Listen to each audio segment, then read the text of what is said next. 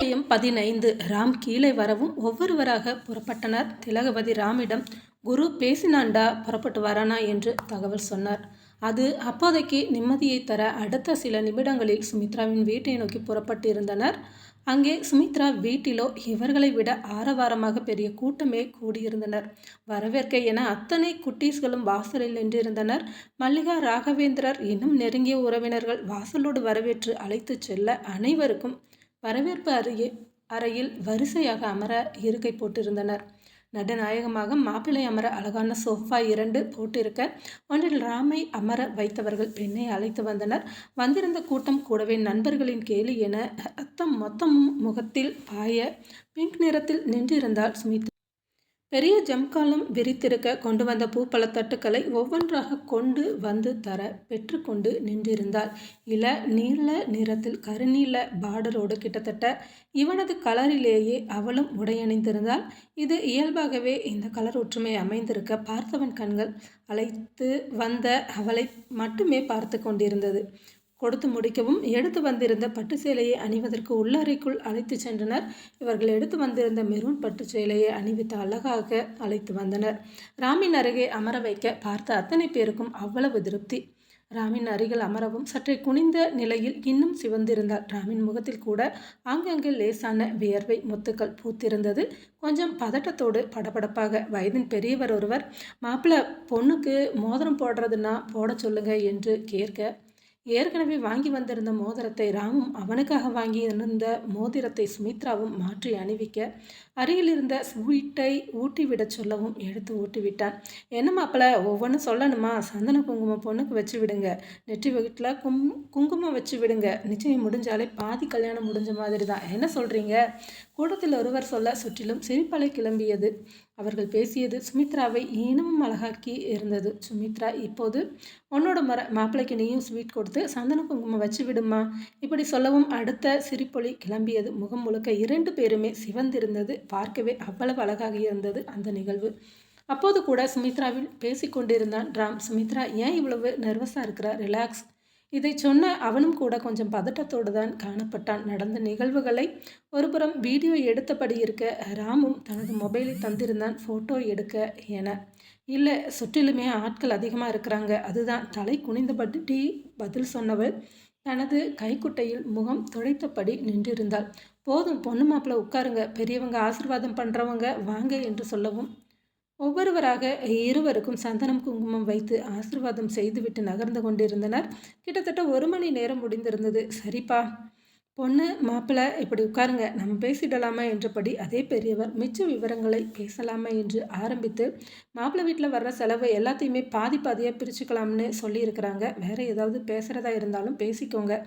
இல்லைங்க, எங்களுக்கு பரிபூர்ண சம்மதம், சுமித்ராவின் தாயார் ராகவேந்திரர் கூறவும், சரிப்பா, திருமணத்துக்கு நல்ல நாள் இப்போவே பார்த்துடலாமா? நான் 4 நல்ல நாள் சொல்கிறேன், பொண்ணுக்கு எந்த நாள் தோதுப்படும்னு பெண்ணோட அம்மா கிட்ட பார்த்து சொல்லுங்கள், கேலண்டர் எடுத்துகிட்டு வாங்க என்றபடி நகர்ந்து முன்புற வராண்டாவில் சென்றிருந்தனர். இன்னமும் கூட ஒவ்வொருவராக சுமித்ராவிடம் பேசியபடி தான் இருந்தனர். 10 நிமிடம் முடியவும் மொத்தமாக இவர்கள் இருந்த இடத்திற்கு வந்தார்கள். இந்த மாத கடைசியில் 2 முகூர்த்த நாள் இருக்குது. இதை விட்டால் இதுக்கு பிறகு 3 மாதம் கழித்து தான் நல்ல முகூர்த்தம் இருக்குது. எந்த தேதியில் வைக்கலான்னு 2 பேரும் பார்த்து சொல்லுங்கள். கிருஷ்ணனோ, எனக்கு எந்த முகூர்த்தமாக இருந்தாலும் சரிதான், பொண்ணு வீட்டில் அவங்களுக்கு எந்த தேதி சொல்கிறாங்களோ அப்போது பண்ணிடலாம். ராகவேந்திரா, நீ தான் சொல்லணும். என்ன கேட்டால் மாத கடைசியில் வர்ற முகூர்த்த தேதி சரியாக இருக்கும். ஏன்னா கல்யாண பத்திரிக்கை அடிக்க, மண்டபம் பார்க்க டைம் வேணுமே. என்ன சொல்கிறீங்க? பொண்ணுக்கிட்ட கேட்டு சொல்லுங்கள். ராமின் அருகில் நின்றிருந்த திலகவதி சுமித்ராவிடம், என்ன சுமித்ரா, உனக்கு அந்த தேதி ஓகே தானே? இல்லை தேதி மாற்றணுமா? அந்த டேட்டே ஓகே தான் அத்தை என அவள் தலையை மட்டும் ஆட்ட, சரி, இனி என்ன? ரொக்கம் ஏதாவது இப்போ கொடுக்குறீங்களா? 1 லட்சம் தர இப்போ ரெடியாக இருக்குது. மல்லிகாவை எடுத்து வா என்பது போல தலையாட்ட உள்ளறைக்குள் சென்றவர் எடுத்து வந்து தரவும், அத்தனை பேர் முன்பும் தட்டில் வைத்து தர, இனி முறைப்படி எழுதிடலாமா என கூறி, யார்ப்பா 2 வீட்டோட சார்பில் 2 பேரில் சொல்கிற மாதிரி எழுதுங்க என ஆரம்பித்தார். இன்னொரு பேரனுக்கும் திலகவதி கிருஷ்ணனின் மூத்த மகன் ராமுவிற்கும் தெய்வத்திரு அவர்களுடைய பேத்தியும் மல்லிகா ராகவேந்திரர் புதல்வி சுமித்ராவிற்கும் ஆவணி மாதம் 26ஆம் நாள் திருமணம் செய்ய பெரியோர்களால் நிச்சயிக்கப்பட்டு முடிவு செய்யப்பட்டிருக்கிறது. வாங்க பொண்ணு வீட்டுக்கு சார்பாக 2 பேரும், பையன் வீட்டு சார்பில் 2 பேரும் சாட்சி கையெழுத்து போடுங்க. 2 பேரும் ஆளுக்கு ஒன்றை வச்சுக்கோங்க. அவ்வளவுதான் முடிஞ்சுதுய்யா. அப்போது நேரம் 7 மணியை தொட்டிருந்தது. அனைவருக்கும் இரவு உணவிற்கு ஏற்பாடு செய்திருக்க ஒவ்வொருவராக சாப்பிட அழைத்து சென்றனர். கடைசியில் ராம் சுமித்ரா இருவரையுமே அமர வைத்து உணவு பரிமாறப்பட கூடியிருந்தவர்களின் கிண்டலுக்கு நடுவே இனிதாக அன்றைய நாள் முடிவடைந்திருந்தது. இவர்கள் புறப்பட இரவு 9 மணியை தொட்டிருந்தது. சாப்பிட்டு முடிக்கவும் சுமியிடம் சொல்லியிருந்தான். வீட்டுக்கு போனதும் ஃபோன் பண்ணுறேன் சுமித்ரா என்று. சிறு சலசலப்பு இருந்தாலும் மகிழ்ச்சியோடு நிறைவாகவே தலையாட்டி அனுப்பி வைத்தாள். சிலர் நிச்சயம் முடிவும் பெண் வீட்டில் இருந்தபடியே அப்படியே கிளம்பி இருக்க மிச்ச உறவினர்களை அழைத்து கொண்டு ராமின் வீட்டை நோக்கி புறப்பட்டனர். அருகில் இருந்தவர்கள் உறவினர்கள் ஒவ்வொருவராக சொல்லிவிட்டு புறப்பட்டு கொண்டிருந்தனர். அதில் சிலர், திலகம்மா அடுத்த 6 மாதத்துல சின்ன பையனுக்குமே நல்ல பொண்ணாக பார்த்து கட்டி வச்சிருங்க என்று சொல்ல, செய்யலாம் செய்யலாம், அதுக்கு அவன் சம்மதிக்கணுமே. ஏம்மா அப்படி சொல்கிறீங்க? 2 பையங்களோ ராமர் லட்சுமணன் மாதிரி இருக்கிறாங்க. உங்கள் பேச்சுக்கு மறு பேச்சு பேச மாட்டாங்க. சரி சரி, உங்களோட வாய் முகூர்த்தம் அப்படியே பலிக்கட்டும் என்று கூறவும், வரோம்மா என்று புறப்பட்டு சென்றனர். அங்கே சுமித்ரா வீட்டில் உறவினர்கள் அனைவரும் சென்றிருக்க சுமித்ராவின் தாயார் மல்லிகா சுமியிடம், கட்டியிருக்கிற சேலையை மாற்றிடு சுமித்ரா, தலையில் மெதுவாக அவிழ்த்து விடுறேன், இதோ வரமா என்றவள் 10 நிமிடத்தில் குளித்து உடை மாற்றி வரவும் அருகில் அமர வைத்து தலையை பிரித்து விட்டு ஏற்கனவே தலையில் வைத்திருந்த மல்லிகை சரத்தை எடுத்து விட்டவர், கொஞ்சமாக வச்சு விடுறேன், அதை மட்டும் வச்சுக்கோ சுமி. சரிம்மா, டயர்டாக இருக்குது, தூக்கம் வருது. இரு திருஷ்டி சுற்றி போடுறேன், அப்புறமா போய் தூங்கிக்கோ. ஊரே உங்கள் பொருத்தம் பற்றி தான் பேசினாங்க. பச், என்ன பொருத்தம் இருக்குது? என்னம்மா? எத்தனை விஷயம் மாறினா என்ன? கல்யாணம்னு வரும்போது பணம் நகைன்னு கேட்க தானே செய்கிறாங்க. கொடுக்கும்போது எதுவுமே சொல்லாமல் வாங்கிக்க தானே செய்கிறாங்க. நீ ரொக்கம் கொடுத்தது சொல்கிறியா? காலகாலமாக தொடர்ந்து வர்றதுடா, சட்டுன்னு மாறிடாது. இன்னும் நாள் ஆகும் பாரேன். இன்னும் 2-3 தலைமுறை மாறும்போது இந்த மாதிரி வாங்கிறது சுத்தமாகவே நின்னாலும் நின்றுடும். போதுமா, வருங்காலத்தில் பையனுக்கு முதல்ல பொண்ணு இருக்கான்னு பார்க்கணும். ஆண்களை விடவும் பெண்களோட பிறப்பு விகிதம் குறைஞ்சிட்டு வரதா ஆர்டிக்கல் சொல்லுது. போதுமே, உங்ககிட்ட பேச முடியுமா? அப்போது ஃபோன் வரவும், யாரா? மாப்பிள்ளையா? ஆமாம்மா. சரி, பேசிட்டு தூங்கு, நான் போய் சமையக்கட்டை ஓரம் பண்ணிட்டு வரேன் என்று நகரவும், ஹலோ என்றபடி ஃபோனை அட்டன் செய்தாள். சுமி, நான் தான். சொல்லுங்க. என்ன பண்ணிகிட்டு இருக்க சுமி? தூக்கம் வருது, தூங்க போகிறேன். இங்கேயும் அப்படி தான், செம டயர்டு. இப்போ தான் உறவுக்காரங்க எல்லோரும் கிளம்பி போனாங்க. சாரி சுமி, ரொக்க பணம் கொடுக்கும்போது உன்னோட முகத்தை பார்த்தேன். உன்னோட முகமே சரியில்லை. உனக்கு இதெல்லாம் பிடிக்கலன்னு நினைக்கிறேன். என்ன செய்ய, பிடிக்குதோ இல்லையோ சில நேரங்களில் சில விஷயங்கள் அனுசரித்து போக வேண்டியதாக தான் இருக்குது. சில விஷயங்களை மாற்ற முடியறது இல்லை. எல்லாமே கல்யாணம் வரைக்கும் தான். அப்புறம் பாரு, இன்றைக்கு பேசின யாருமே மறுபடியும் வந்து பேசிகிட்டு நிற்க மாட்டாங்க. அப்போது நகை கேட்டதெல்லாம் ஓகேன்னு சொல்கிறீங்களா? அப்படி கிடையாது சுமி. அம்மாவுக்கும் பொண்ணு வீட்டில் இருந்து நகை வாங்குறதுல இஷ்டம் கிடையாது. லாஸ்ட் தடவை ஒரு பொண்ணு பார்த்தாங்க எனக்காக, நான் பார்க்கல. அம்மாவை பார்த்து முடிவு ஆகிற மாதிரி இருந்தது. அம்மா நகை எதுவும் தேவையில்லை, உங்கள் பொண்ணு மட்டும் போதும்னு சொன்னாங்க. அங்கே இருந்தவங்க ஆளுக்கு ஒரு மாதிரி பேச ஆரம்பிச்சிட்டாங்க. பையனுக்கு ஏதாவது நோய் இருக்கா, அதனால தான் இப்படி கேட்குறீங்களா அப்படின்னு. அம்மா கடுப்பாகி உங்கள் பொண்ணே வேண்டாம் அப்படின்னு சொல்லி திரும்பி வந்துட்டாங்க. அதனால் உன் விஷயத்தில் எதுவுமே சொல்லலை. உங்கள் வீட்டில் நகை கம்மியாக போட்டால் கூட எதுவும் கேட்க மாட்டாங்க, நீ நம்பலாம். ஓகே, குட் நைட் சுமித்ரா, நாளைக்கு கூப்பிட்றேன் என்று கட் செய்தவன் தாயாரை தேடி கீழே வந்தான். அங்கே வெளிக்கதவு லேசாக திறந்து இருக்க சமையல் அறையில் பாத்திரம் கழுகி கொண்டிருந்தார் திலகவதி. கிருஷ்ணன் தூங்க சென்றிருந்தார். தன் அம்மா கழுவுவதை அவரோடு பேசியபடி ஒவ்வொரு பாத்திரமாக எடுத்து அதன் இடத்தில் வைக்க துவங்கினான் ராம். போய் தூங்கலாம்ல ராம், நான் பார்த்துக்கிறேன் திலகவதி கூறவும், போங்கம்மா, உங்களுக்கு தூக்கம் வரலையா? நானும் கூட நிற்கிறேன், கொஞ்ச நேரம் தானே, மணி 11 தான் ஆக போகுது. சொன்னால் கேட்க மாட்டேன், இதையெல்லாம் சரியாக அடுக்கு என்றபடி பாத்திரம் கழுகி வைக்க அதே நேரம் கதவை திறந்தபடி குரு உள்நுழைந்து கொண்டிருந்தான். சமையலறையில் சத்தம் கேட்கவும் மெதுவாக வந்தவன் வாயில் அருகே நிற்க முதலில் பார்த்தது ராம். குரு என அவன் அருகில் நகரப் போகவும் இஷ் என்றபடி உதட்டில் கை வைத்தவன் அவனை வெளியே வரும்படி ஜாடை காட்ட, வாய்க்குள் சிரித்தபடி ராம் வெளியேற வேகமாக தனது கண்ணாடியை கலட்டி சட்டைக்குள் வைத்த குரு ராம் எடுத்து வைத்த பாத்திரங்களை இவன் எடுத்து வைக்க துவங்கினான் அமைதியாக. அத்தியாயம் 16. கிட்டத்தட்ட ஒரே உயரம், உடை கூட ஒன்று போல அமைந்திருக்க கண்களில் கண்ணாடி மட்டுமே இருவரையும் சற்றே வேறுபடுத்தி காட்டியது. குரு அமைதியாக எடுத்து வைத்து கொண்டிருக்க திரும்பி பார்க்காமலேயே குரல் கொடுத்தார் திலகவதி. குரு வந்தாச்சா என. மா, டூ மச், எப்படி கண்டுபிடிச்சிங்க? திரும்ப கூட இல்லை. நான் உன்னோட அம்மாடா, உன்னை எனக்கு தெரியாதா? நீ முன்னாடி கேட் ஓப்பன் பண்ணும்போதே தெரியும். எதில் வந்த? அதுமா வண்டி எதுவும் கிடைக்கல. ஊட்டிக்கு காய்கறி ஏற்றி வந்த டெம்போவில். என்ன அவசரம்? பஸ்ஸில் வர வேண்டியது தானே? மா, நமக்கு என்ன வேணும்? வீட்டுக்கு வரணும். இதில் வந்தால் என்ன? எந்த வண்டி கிடைக்குதோ அதில் வந்துட வேண்டியது தானே? அம்மா, அதை விடுங்க. சாரோட விஷயம் என்னன்னு பார்க்கலாம். என்னடா பார்க்க போகிற? ராம் கேட்கவும், இருடா சொல்கிறேன். பார்த்து 1 மாதம் இருக்குமா? அதுக்குள்ளே என்ன மேஜிக்மா இது? இங்கே வா. என்ன குரு, என்ன ஆச்சு? ராம் கேட்கவும், அம்மா உனக்கு தெரியலையா? இவன் கலராகிட்டே வரான். ஏம்மா, பொண்ணுங்களுக்கு தான் மேரேஜ்னா ஒரு அழகு வரும்னு சொல்லுவாங்க. இங்கே அப்படியே ஆப்போசிட்டாக இருக்குது. என்ன நடந்துக்கிட்டு இருக்குது ப்ரோ?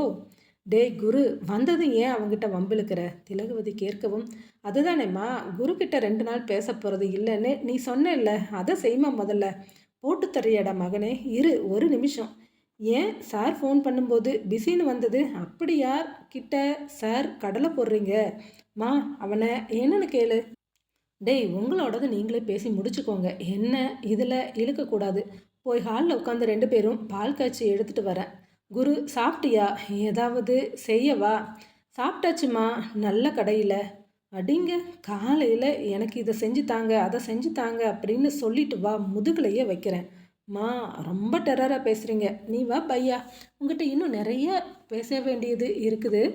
முதல்ல உன்னோட ஃபோனை கூட என்றவன் ராமின் பாக்கெட்டில் இருந்து கேட்காமலேயே எடுத்திருந்தான். எதுக்குடா உனக்கு? குடுடா, அவசரப்படுற. அதுவும் ஃபோனை தர்றதுக்கு இவ்வளவு யோசிக்கிற. ஏதாவது சீக்ரெட் இருக்கா? ஒருவேளை ஃபோனில் பேசுகிற டைமோ? குரு, அவன் அப்போவே குட் நைட் சொல்லியிருப்பான். பேசுகிறத பற்றி அவங்ககிட்ட கேட்குற. குடுடா ஃபோனை. 10 நிமிஷம் அலைக்கழிப்புக்கு பிறகு, இன்றைக்கு ஃபங்க்ஷனில் ஃபோட்டோ எடுத்தது இருக்கும் தானே, பார்க்கலாமா என்று கேட்கவும், பார்த்துட்டு தான் என ஹாலில் அமர்ந்தபடி டிவியை ஆன் செய்தான். ஃபோட்டோ கேலரிக்குள் நுழைந்தவன் ஃபோட்டோக்களை பார்த்தபடி, வாவ் ராம், மோதிரம் கையில் வாங்கின பொண்ணு கூட பேசாமல் இருக்கு. உன்னோட முகம் ஏன் இவ்வளவு செவந்திருக்கு?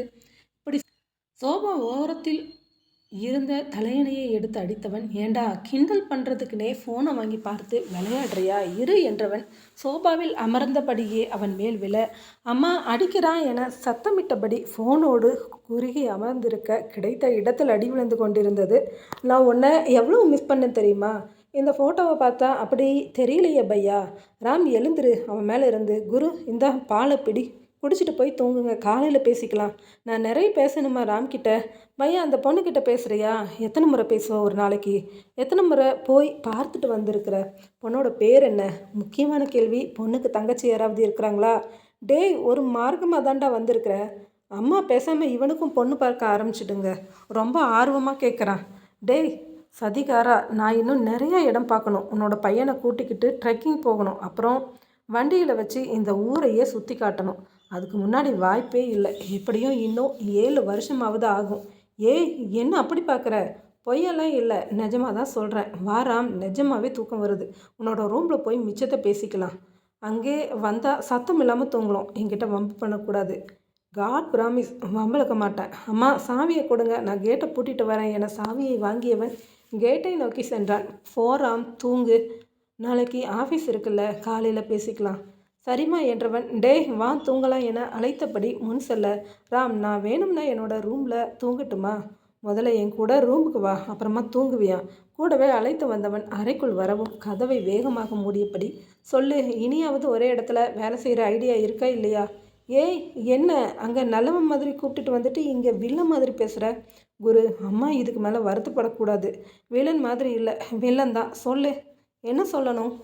இனி முன்னாடி மாதிரி இஷ்டத்துக்கு வேலையை மாற்றக்கூடாது. ஒரு இடம்னா ஒரு இடத்துல தொடர்ந்து வேலை செய்யணும். நீ ஊராக சுற்றுறது கூட பெருசாக தெரியல. வேலையை மாற்றி ஊரை மாற்றுறது தான் அவங்களுக்கு ரொம்ப கஷ்டமாக இருக்குது. டேய், என்னடா ஒரே நாளில் இவ்வளவு பொறுப்பானவனாக மாறிட்ட? பேச்சை மாற்றாத, கேட்டதுக்கு பதில் சொல்லு. ராம் கையை கட்டியபடி அவனை பார்த்து கேட்க, குரு கட்டிலில் தலையணையை மடியில் வைத்தபடியே, என்னடா சொல்லு, நீ என்ன சொன்னாலும் செய்கிற. இப்போ சேர்ந்துருக்கிற இடத்துல தொடர்ந்து வேலை செய்யணும். ஏய், என்ன விளையாடுறியா? இன்னும் ஆஃபீஸ்லேயே ஒழுங்காக போய் பார்க்கலை. அப்புறமா எனக்கு அந்த ஆஃபீஸ் செட் ஆகுமா இல்லையா அதெல்லாம் பார்த்த பிறகு தான் சொல்ல முடியும். ஏன், உன்னோட ஃப்ரெண்டு கோகுல் அங்கே தானே வேலை செய்கிறான்? அவனுக்கு அந்த ஆஃபீஸ் செட் ஆகும்போது உனக்கு ஆகாதா? டேய், அவனும் நானும் ஒன்றா? என்னோடய திங்கிங் வேறு, அவனோடது வேறு. எப்படி நீ இப்படி எதிர்பார்க்குற? சரிடா, என்ன தான் பதில் சொல்லணும்னு எதிர்பார்க்குற? ஓகேன்னு சொல்லணுமா? ஓகே போதுமா? இன்னும் என்ன? சரிடா, இனி ஒரே இடத்துல இருக்க பார்க்குறேன். அப்படியெல்லாம் பார்க்காத, தூங்கலாம் வா. நகர்ந்து படு, மேலே கால் போடக்கூடாது. ராம் சொல்லவும், இதெல்லாம் கேரண்டி வாரண்டிலாம் தர முடியாது. நீ தானே கூப்பிட்டுட்டு வந்த, பின்னாடி என்ன குறை சொல்லக்கூடாது. உன்னோட கஷ்டம்டா. வேலை செய்கிற இடம் பிடிக்கலன்னா கஷ்டப்பட வேண்டாம் சரியா? ராம் தூங்குடா, என்ன கஷ்டம்? பிடிக்கலன்னா போடா. நீயும் ஆச்சு, உன்னோட வேலையும் ஆச்சுன்னு வரப்போகிற. எப்படியும் 1 வருஷம் அக்ரிமெண்ட் போடுவாங்க, பார்த்துக்கலாம் என்றவன் சற்று நேரத்திற்கெல்லாம் ஆழ்ந்த தூக்கத்திற்கு சென்றிருந்தான். இரவு 3 மணியை தொட ராம் தண்ணீர் குடிக்க எழுந்தவன் குருவின் முகம் பார்க்க ஆழ்ந்த தூக்கத்திலும் பொன்னவித்தபடி இருந்தான். அருகில் வந்தவன் குருவின் தலை கோதி விடவும் புரண்டு படுத்தபடியே, குரு தூங்குடா என்றான். தூங்கலையா நீ? சத்தம் கேட்டால் எழுந்துடுவேன் தெரியாதா? மறுபடியும் படுத்தவன் தூங்கியிருந்தான். நீ மாறவே இல்லடா என்றபடி தூங்க ஆரம்பித்தான் ராம். விடியற்காலை 5 மணியை தொடவும் ராமின் ஃபோனில் இருந்து அலாரம் அடிக்க ஆரம்பித்தது. கண்களை திறக்காமலேயே ராம் அலாரத்தை ஆஃப் பண்ணு. இதுக்கப்புறம் உன் கூட தூங்க வர்றது இல்லை. ஆஃப் பண்ணிட்டேன்டா. நன்றி பையா. வாக்கிங் போகலையா? மறுபடியும் புரண்டு படுக்க. இல்லைடா, குட், இன்னும் கொஞ்ச நேரம் தூங்கு என்றவன் மறுபடியும் தூங்கி இருக்க, இவன் தூங்குற கோழி தூக்கத்துக்கு என்ன தூங்க சொல்கிறான் என்றபடி ராம் மறுபடியும் படுக்கையில் படுக்க மீண்டும் எழும்போது நேரம் 8 மணியை தொட்டிருந்தது. வேகமாக குளித்து வெளியில் வந்தவன் குருவை எழுப்பி விட்டான். குரு எழுந்துரு, நேரம் ஆச்சு. நீ குளிச்சுட்டு எழுப்பிவிடு. நான் தான் கிளம்பியாச்சு, எழுந்துரு. ஆஃபீஸ் போகணுமா? குரு எழுந்தபடியே கேட்க, இல்லை லீவுன்னு மெசேஜ் அனுப்பிட்டேன். எழுந்து குளிச்சுட்டு வரவும் குருவோடு இருவரும் கீழே வர ஹாலில் இருந்த சோபாவில் திலகவதி அமர்ந்திருந்தார். ராம் குருவிடம் படியில் இறங்கியபடியே, பொண்ணை பார்க்க வர்றியா? அழைச்சிட்டு போகிறேன். பார்க்கணுமா ப்ரோ என இதற்கு குரு கிண்டலாக கேட்க, டேய் நீ வரலையேன்னு கேட்டால் என்னையவே ஓட்டுற. அதென்ன ப்ரோ, கரெக்டாக 6 மணிக்கு குட் மார்னிங் மெசேஜ் அனுப்பணுமா? இதுக்கு நேரடியாக ஃபோன் பண்ணி பேசலாமே. டேய் பார்த்துட்டு தான் இருந்தியா? என்ன உன் கூட அழைச்சிட்டு போனால் இப்படி தான் பல்பு வாங்கணும். இறங்குடா என்றபடி முன்னால் நடந்தவனின் தோளில் தொங்கியபடி பின்னால் இறங்கி வந்து கொண்டிருந்தான் குரு. இருவரையும் ஒன்றாக பார்த்த திலகவதிக்கு கூட லேசாக தன்னை அறியாமல் கண் கலங்கியது.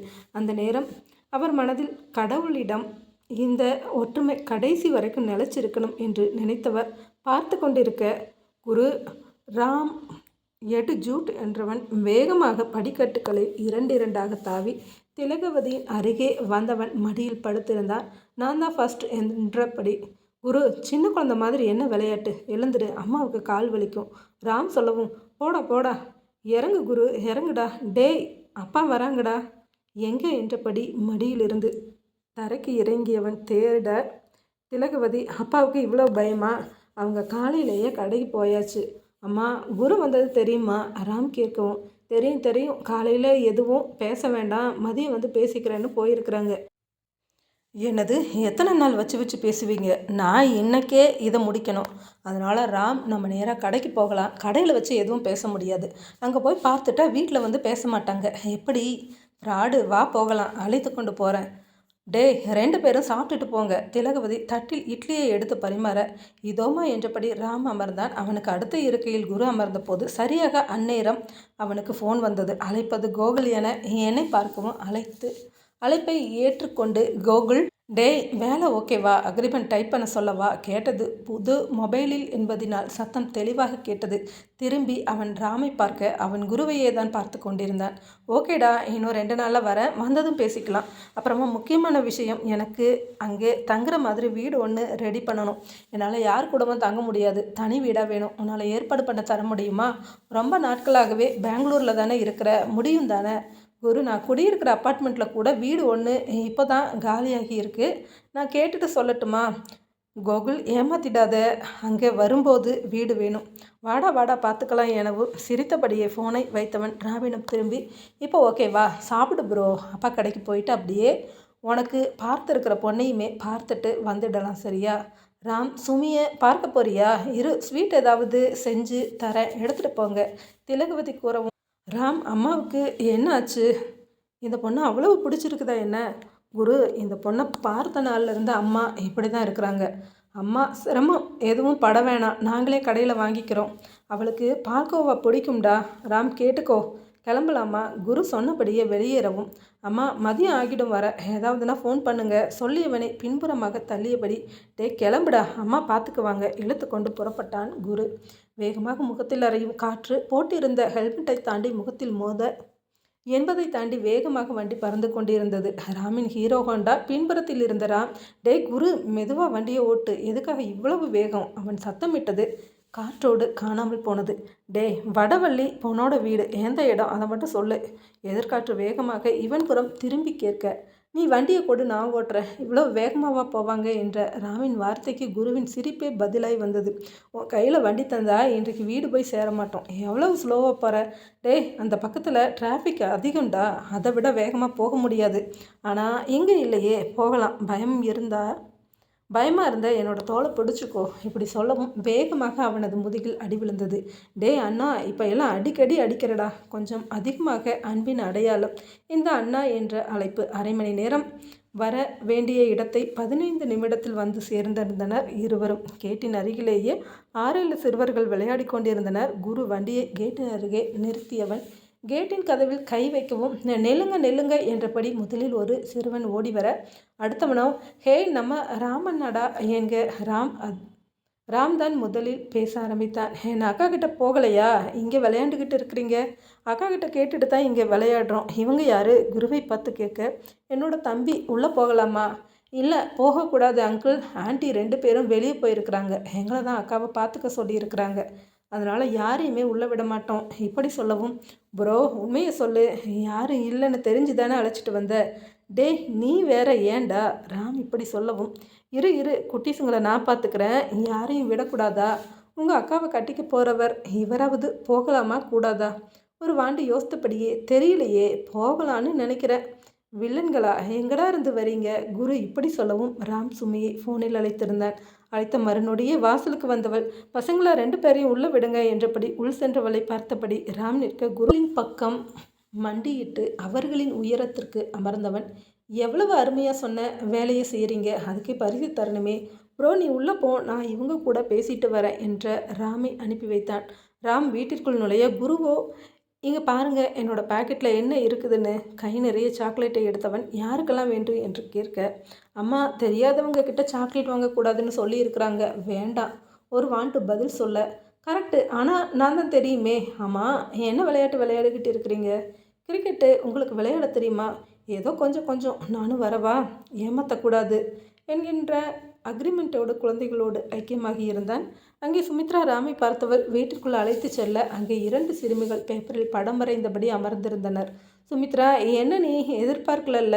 தம்பி வந்திருக்கிறான், உன்னை பார்க்க அழைச்சிட்டு வந்தேன். சுமித்ரா முழு நீள பாவாடை அதே கலரில் ஒரு டிஷர்ட் அணிந்திருந்தால். இவனை பார்த்ததுமே அருகில் இருந்த ஸ்டோலை கழுத்தில் மாலையாக போட்டபடி, முன்னமே சொல்லியிருந்தால் அம்மாவை வீட்டில் இருக்க சொல்லியிருப்பேன். இவ்வளவு தானா? நானும் வர சொல்லிடுறேன். சுமித்ராவின் தந்தைக்கு அழைப்பு விடுத்து பேசியவன், வந்துட்டு தான் இருக்கிறாங்களாம், இன்னும் 10 நிமிஷத்தில் இங்கே வந்துடுவாங்களாம், ஓகேவா? காஃபி எடுத்துகிட்டு வரேன், உட்காருங்க என்றபடி சமையல் அறைக்குள் தஞ்சம் அடைந்திருந்தாள். 10 நிமிடம் கழித்து கையில் காஃபி டம்ளரோடு வர, என்ன பார்த்தாலே பதட்டமாகிற ஏன் சுமி கேட்ட ராமிற்கு என்ன பதில் சொல்வது என தெரியாமல் அவள் திகைத்து நிற்க, அங்கே வெளியிலோ குரு பசங்களோடு கிரிக்கெட்டில் இருந்தான். அவனது நினைவு அண்ணா பொண்ணை பார்க்க ஆசைப்பட்டான், பேசட்டும் என்பதாக இருந்தது. சில நிமிடங்கள் தாண்டி இருக்க சுமித்ராவின் தாய் தந்தை வந்து சேர்ந்தனர். முதலில் வாசலில் விளையாடி கொண்டிருந்த குரு இவர்களை பார்த்தவன், போதும் பசங்களா, இன்னொரு நாள் விளையாடலாம் என விளையாட்டை முடித்துவிட்டு, நீங்கள் தானே பொண்ணோட அம்மா அப்பா பேசியபடியே வர. ஆமாம்ப்பா, உள்ளே வந்து உட்கார்ந்துருக்கலாம்ல தம்பி, சின்ன பசங்க கூட விளையாடிக்கிட்டு இருக்கிறீங்க. இப்போதெல்லாம் பசங்க வீட்டில் விளையாடுறதையே பார்க்க முடியறது இல்லை ஆண்டி. இவங்களை பார்க்கவும் அப்படியே இங்கேயே நின்றுட்டேன். வாங்க அங்கிள் போகலாம் என்றபடி உள்நுழைந்தான்.